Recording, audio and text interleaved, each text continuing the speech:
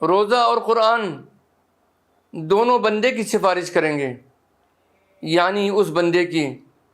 جو دن میں روزے رکھے گا اور رات میں اللہ کے حضور میں کھڑا ہو کر اس کا کلام پاک قرآن مجید پڑھے گا یا سنے گا۔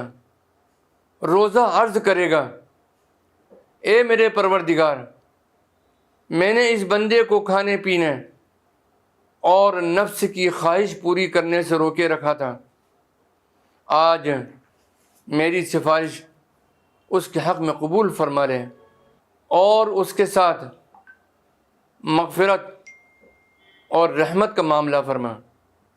اور قرآن کہے گا کہ میں نے اس کو رات کو سونے اور آرام کرنے سے روکے رکھا، خداوندہ آج اس کے حق میں میری سفارش قبول فرما اور اس کے ساتھ بخشش اور عنایت کا معاملہ فرما۔ چنانچہ روزہ اور قرآن دونوں کی سفارش اس بندے کے حق میں قبول فرمائی جائے گی اور اس کے لیے جنت اور مغفرت کا فیصلہ فرما دیا جائے گا اور خاص مراحم خسروانہ سے اسے نوازا جائے گا۔ ایک حدیث میں ہے کہ اگر لوگوں کو یہ معلوم ہو جائے کہ رمضان کیا چیز ہے تو میری پوری امت یہ تمنا کرے کہ سارا سال رمضان ہی ہو جائے۔ ہر شخص سمجھتا ہے کہ سال بھر کے روزے رکھنا کار دارد، مگر رمضان المبارک کے ثواب کے مقابلے میں حضور نبی کریم صلی اللہ تعالیٰ علیہ وسلم کا ارشاد ہے کہ لوگ اس کی تمنا کرنے لگیں۔ میرے عزیزوں اور دوستوں، رمضان المبارک کی رحمت سے محرومی بہت بڑی بدنصیبی ہے، اور یہ بات پتہ چلتی ہے حضرت انس بن مالک رضی اللہ تعالی عنہ کی روایت سے۔ عن انس بن مالک رضی اللہ تعالی عنہ قال دخل رمضان فقال رسول اللہ صلی اللہ تعالی علیہ وسلم ان هذا الشهر قد حضركم وفيه ليلة خير من 1000 شهر من حرمها فقد حرم الخير كله ولا يحرم خيرها إلا كل محروم۔ اس روایت کو امام ابن ماجہ رحمۃ اللہ علیہ نے اپنی سنن میں نقل کیا ہے۔ حضرت انس بن مالک رضی اللہ تعالی عنہ فرماتے ہیں کہ رمضان داخل ہوا، بس آپ صلی اللہ تعالی علیہ وسلم نے ارشاد فرمایا، تحقیق تم پر یہ مہینہ آیا ہے اور اس میں ایک رات 1000 مہینوں سے بہتر ہے،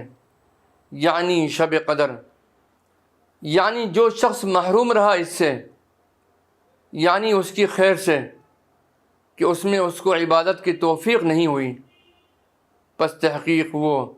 خیر سے محروم رہا، اور نہیں محروم کیا جاتا اس کی خیر سے مگر بدنصیب۔ جیسا کہ میں نے عرض کیا، اس روایت کو ابن ماجہ نے نقل کیا ہے۔ اس حدیث پاک کی تشریح کے سلسلے میں علماء فرماتے ہیں کہ جب رمضان کا مہینہ تمہارے پاس آئے تو غنیمت جانو اور دنوں کے روزے رکھو اور راتوں کو قیام کرو، مگر بے نصیب ہے جس کو عبادت کا ذوق نہیں، وہ محروم رہتا ہے۔ روزے سے متعلق ایک اور روایت، حضرت ابو ہریرہ رضی اللہ تعالی عنہ ارشاد فرماتے ہیں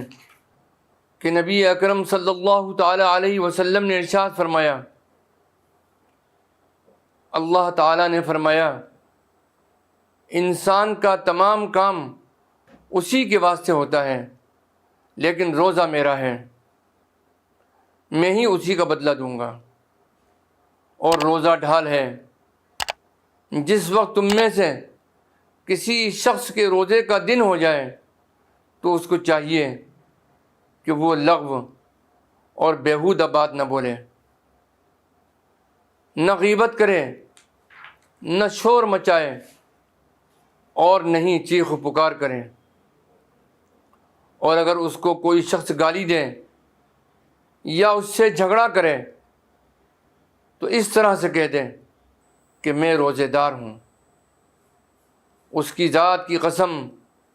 جس کے قبضے میں میری جان ہے، بلا شبہ روزہ رکھنے والے کے لیے دو خوشیاں ہیں۔ ایک خوشی اس وقت جس وقت کہ وہ روزہ کھولتا ہے،